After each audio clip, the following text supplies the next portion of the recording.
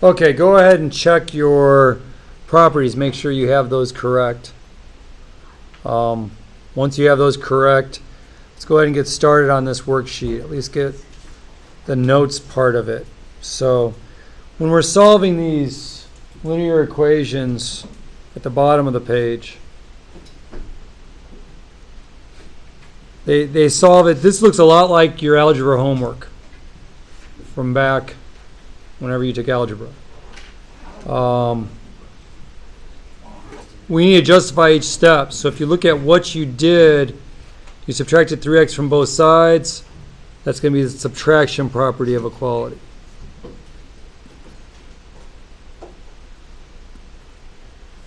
Then if we look at this, we're adding 18 to both sides to get rid of the 18 on the right. We added 18 on the left to keep it balanced. So we had the addition property of equality. And then finally, to get the 5x to become x and get truly x by itself, we divided by 5. So we divided by 5 on both sides. That's the division property of equality. But if we gave you this proof without that work on the left, you may want to work through and do that step by step and then go back and justify it. It's a perfectly valid way, a good way probably to do that problem. Don't get caught up in the justifications until you finish the problem. So, okay, the next side. Let's go ahead and do what I just said with regards to this. They say solve the equation and then give reasons for each step. I'm going to go ahead and solve the equation first. I always like getting rid of the parentheses. So that's negative 6x, negative 2, negative 4, plus 8 equals 3x plus 12. So what have I done? I distributed. So the first step was given, and then I did distribution. Distributive property of equality. Now I'm starting to do the reasons already. I should probably go ahead and just solve it. So now I like to get the x's together, and I like to keep them positive, so I add 6x to both sides.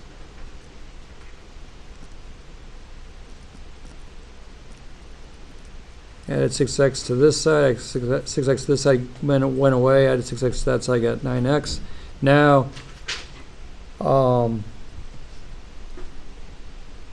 subtract 12 from both sides, and you're going to get negative 4 equals 9x. And now we divide both sides by 9. You get negative 4/9 as your x. X equals negative 4/9. So, gentlemen, so at that point, what do we have? We went ahead and went from here to here, and we had added 6x to both sides, so that was the addition property of equality.